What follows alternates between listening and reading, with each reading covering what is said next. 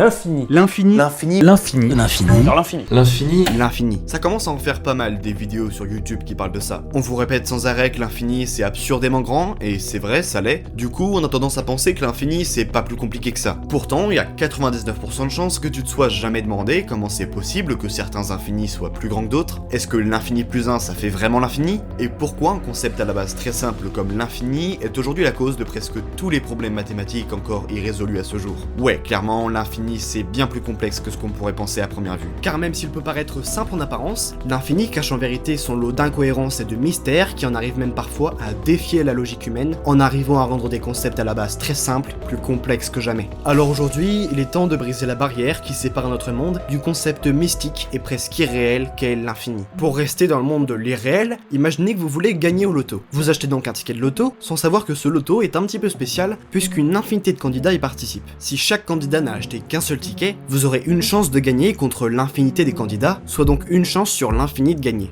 Sauf qu'en maths, n'importe quel nombre que tu divises par l'infini, ça fait 0. Ce qui veut dire que si vous achetez un ticket, vous aurez exactement autant de chances de gagner que si vous en achetez 1 milliard. Parce que dites-vous bien que l'infini c'est tellement grand que quoi qu'on fasse 1 sur l'infini, un googolplex sur l'infini ou 1 milliard sur l'infini, vous n'aurez aucune chance de gagner. Donc puisque tout ça c'est égal à 0, on peut dire que tous ces trucs sont égaux entre eux. Et alors, on peut barrer les dénominateurs, et là, on obtient que 1 égale 1 milliard égale un googolplex. Ouais, je sais, c'est foireux. Et ben ça, c'est qu'un exemple parmi toutes les démonstrations frauduleuses qu'on peut faire grâce à l'infini. Mais on a plein d'autres. 1 égale 2, infini égale 0 ou encore pi égale 3. Des personnes qui pensent avoir trouvé un bug dans les maths, c'est pas ça qui manque sur internet. Le problème, c'est qu'elles sont toutes plus frauduleuses les unes que les autres. La plupart du temps, ce ne sont juste que des erreurs de calcul, comme des nombres impossibles à faire ou des divisions par 0. Mais des fois, c'est bien plus complexe que ça. Le 21 novembre 2014, un youtubeur du nom de MicMath sort une vidéo sur une égalité qui a beaucoup fait parler d'elle quand la vidéo est sortie et qui aujourd'hui encore continue de passionner les mathématiciens du monde entier. 1 plus 2 plus 3 plus 4 plus 5 jusqu'à l'infini égale moins 1/12e.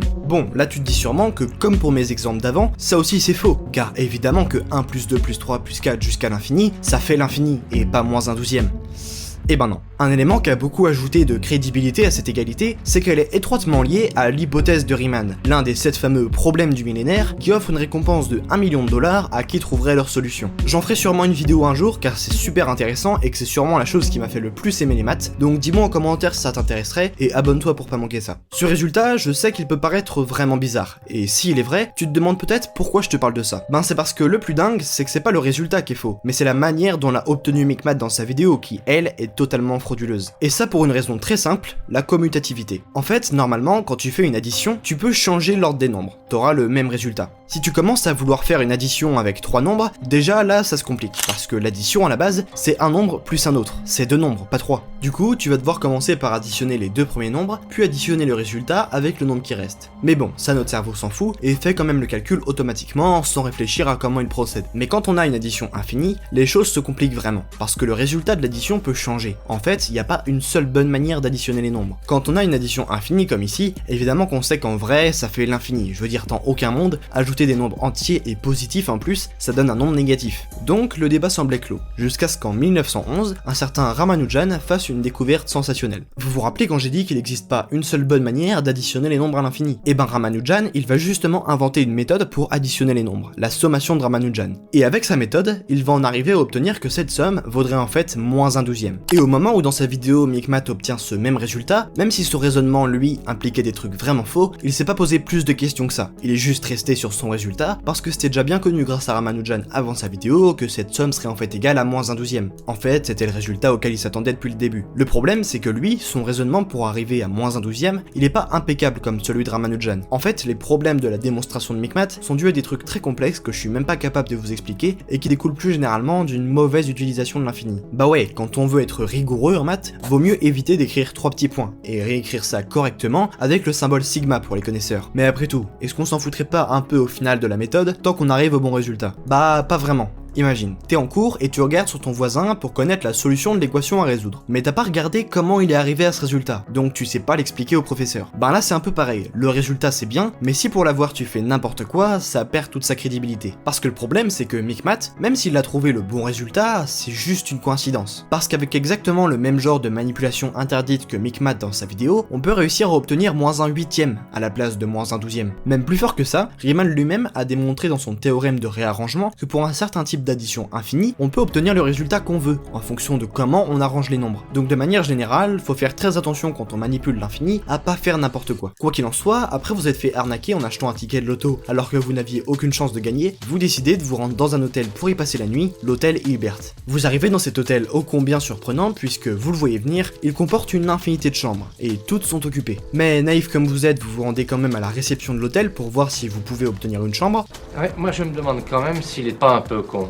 Alors, ce chat de gérant se met à réfléchir et finit par demander à chaque personne de l'hôtel de se décaler d'une chambre. L'occupant de la première va dans la deuxième, celui de la deuxième va dans la troisième, et ainsi de suite. Comme ça, la première chambre est libre et vous pouvez y rentrer. Ce qui nous permet de nous rendre compte d'une chose, puisqu'il y a autant de personnes dans l'hôtel maintenant que de personnes avant que vous soyez arrivés, infini plus 1 égale le même infini. Bon, jusque-là, rien de surprenant. Après tout, c'est la définition de l'infini, le nombre qu'on ne peut jamais atteindre. Donc forcément, c'est pas ajouter 1 qui va changer quelque chose. Vous vous apprêtez alors à aller dans la chambre qui vient de se libérer, lorsque vous apercevez un bus. Un bus un peu spécial puisque je vous laisse deviner la suite, il comporte une infinité de passagers. Et bien entendu, chaque passager veut passer la nuit à l'hôtel. Ils se présentent donc chacun leur tour à ce chat de gérant qui se retrouve bien embarrassé. Bah oui, parce que si tu demandes à chaque personne de l'hôtel de se déplacer d'une infinité de chambres pour laisser de la place, il risque de pas fermer l'œil de la nuit et te demander de les rembourser. Et comme le gérant a horreur de perdre de l'argent, il ferait bien de trouver comment faire s'il veut pas rembourser une infinité de personnes, ce qui risquerait de lui coûter un peu cher. Donc comment il va faire pour faire rentrer une infinité de personnes dans une autre infinité de personnes? Et est-ce que c'est même possible? Eh ben ouais. Pour ça, il va simplement demander à chaque personne de l'hôtel de se rendre dans la chambre qui correspond au double de celle dans laquelle il était. Celui de la 1 passe dans la 2, celui de la 2 passe dans la 4, etc. Bon, si on oublie que l'occupant de la chambre 1 milliard devra traverser 1 milliard de chambres pour arriver à sa nouvelle chambre, théoriquement, ce qu'on vient de faire ne pose pas de problème. On vient bien de libérer une infinité de chambres. On vient en quelque sorte de dupliquer l'infini. Mais attends, infini plus 1 égale infini, et maintenant infini plus infini égale aussi infini? Oui, et c'est pas fini. Maintenant, c'est une infinité de bus contenant une infinité de personnes qui se présentent à l'hôtel. Là, ça va forcément coincer, non? Eh ben toujours pas. On commence par libérer une infinité de chambres comme on a fait tout à l'heure, puis ce qu'on va faire, c'est qu'au lieu de prendre ces personnes dans le sens de la longueur ou de la largeur, on va les prendre en diagonale. Pour la première diagonale, la première personne va à l'hôtel. Pour la deuxième diagonale, c'est au tour des deuxième et troisième personnes de se rendre à l'hôtel. Pour la troisième diagonale, les quatrième, cinquième et sixième personnes s'y rendent à leur tour, et comme ça jusqu'à l'infini. Non mais c'est dingue, maintenant on a même que infini fois infini égale infini. Donc en fait, quoi qu'on fasse, on peut jamais aller plus loin que l'infini. Eh ben si, il y a bien des nombres plus grands que l'infini. Vous vous dites sûrement que je raconte n'importe quoi. Tu mens, il ment. C'est vrai, l'infini ça s'arrête jamais, alors comment on pourrait aller plus loin que l'infini? Comment on pourrait aller vers l'infini et au-delà?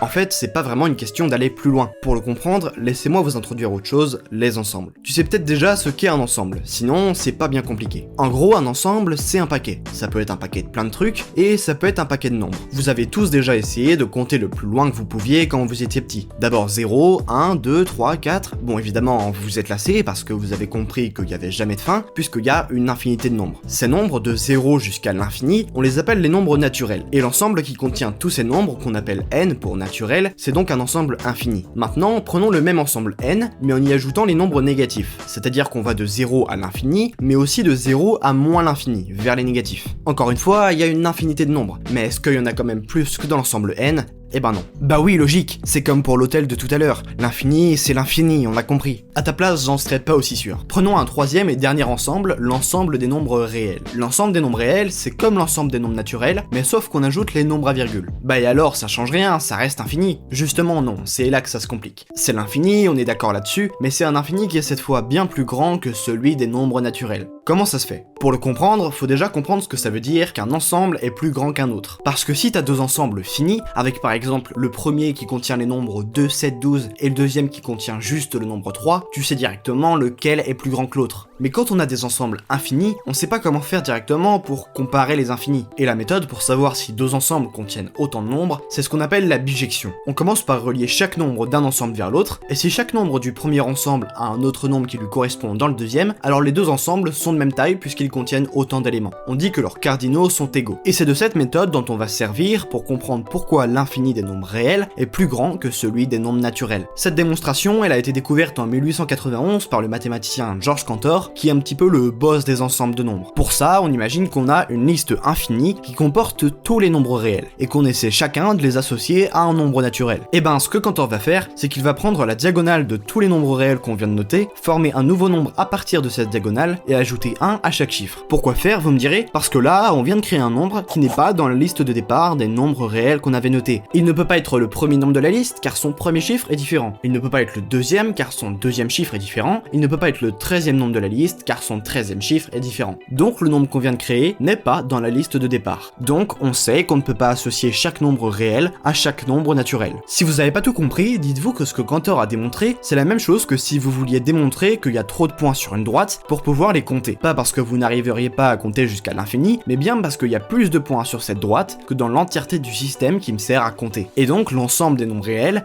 il est bien plus grand que l'ensemble des nombres naturels. En maths, si on parlait de la taille des ensembles, donc de leur cardinal, on dirait que le cardinal de l'ensemble des nombres naturels est égal à ce nombre, qu'on appelle Aleph 0, puisque c'est le plus petit infini qui existe, et on dirait que le cardinal de l'ensemble des nombres réels est égal à Aleph 1, car c'est le premier infini plus grand que celui des entiers naturels. Mais alors, on a vu qu'il y a des infinis plus grands que d'autres, mais comment ça s'écrit ça sur le papier, et est-ce que ça existe un nombre plus grand que l'infini? Bon, déjà, je vous ai menti dans le titre. L'infini, c'est pas un nombre, parce que vu qu'il existe plusieurs infinis, il n'a pas une valeur attribuée comme un nombre. L'infini, c'est avant tout un concept. Mais quand même, on peut comparer les infinis, et Cantor a même prouvé qu'il y a une infinité d'infinis différents. Et vu qu'il existe plein d'infinis différents, les mathématiciens se sont mis d'accord pour créer une version ultime de l'infini, qui dépasserait toutes les autres, un infini pour les gouverner tous. Et contrairement à l'infini par exemple des nombres naturels, qu'on arrive très bien à s'imaginer et à appréhender, l'infini absolu c'est purement un concept imaginaire qui n'a pas d'équivalent dans le monde physique, et qu'on ne peut pas réussir à appréhender parce qu'il est infiniment plus grand que l'infini lui-même. Rendez-vous compte que l'infini c'est tellement grand que ça peut même finir par tromper notre langage. Je pense que vous serez d'accord pour dire que 1 est la moitié de 2, et que 1 plus 1 est la moitié de 2 plus 2. Ouais, oui, non, merci, je sais, je suis pas totalement débile non plus. Donc 1 plus 1 plus 1 jusqu'à l'infini devrait être la moitié de 2 plus 2 plus 2 jusqu'à l'infini, non? Eh ben non. Enfin, si. Bon, on va reprendre calmement. En fait, l'infini, c'est bien 2 fois plus petit que l'infini. Oh, misère. Puisque si tu prends la moitié de l'infini, t'as l'infini. Pourtant, l'infini, c'est l'infini. C'est quand même bizarre de dire qu'un truc est 2 fois plus petit que lui-même, non? Apparemment, non.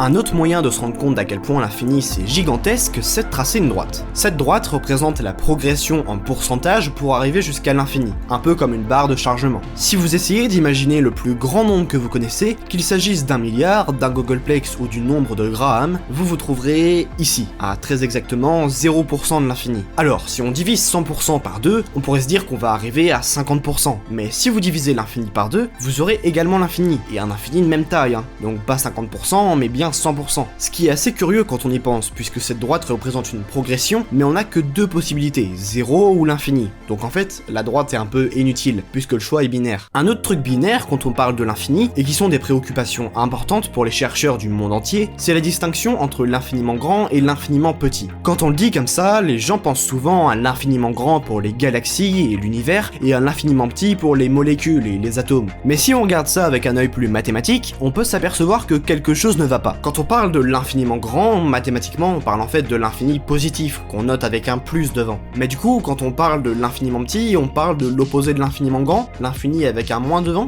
Non. En fait, faut pas confondre petit et négatif. Un nombre négatif, il est pas forcément petit. Si tu prends en moins l'infini, ça, c'est pas du tout petit. C'est même très grand, en fait. Parce que si sur ton compte en banque, il y a écrit que t'as moins l'infini euro, eh ben ça revient au même que de dire que tu dois une infinité d'euros à la banque. Et ça, c'est pas du tout petit, c'est même aussi grand que l'infini positif. Donc instinctivement, on peut se dire que quand on parle d'un nombre petit, c'est un nombre qui se rapproche plutôt de 0. Donc l'infiniment petit, c'est 0. Mais attends, l'infini, on a dit qu'on pouvait jamais l'atteindre. C'est précisément la définition même de l'infini qu'on a évoquée en début de vidéo. On peut jamais l'atteindre. Sauf qu'on peut atteindre 0. Donc c'est pas du tout infiniment petit en fait. Mais alors, c'est quoi l'infiniment petit? C'est pas moins l'infini, car on se rend bien compte que c'est pas du tout petit moins l'infini, et c'est pas 0, car 0 c'est un nombre, et donc on peut l'atteindre. Mais alors, pourquoi on peut se représenter l'infiniment grand, mais pas l'infiniment petit? Je vous laisse en discuter en commentaire. Vous l'aurez compris, l'infini c'est bien bien plus qu'un nombre qu'on ne peut jamais atteindre. L'infini, c'est toute une idéologie, un concept qui a retourné la tête des mathématiciens pendant des siècles, voire même des millénaires, et qui continue encore aujourd'hui de nous surprendre. Et vous pensez bien que si les scientifiques du monde entier continuent encore de se casser le crâne sur l'infini, on n'est pas prêt de comprendre tous ces mystères. Car qu'il s'agisse de l'hypothèse de Riemann d'ensemble de nombres ou d'infini plus grand que d'autres, l'infini c'est bien plus qu'un nombre qu'on ne peut jamais atteindre. Et après toute une vidéo consacrée à ça, j'espère que vous l'aurez compris, l'infini c'est loin d'être simple.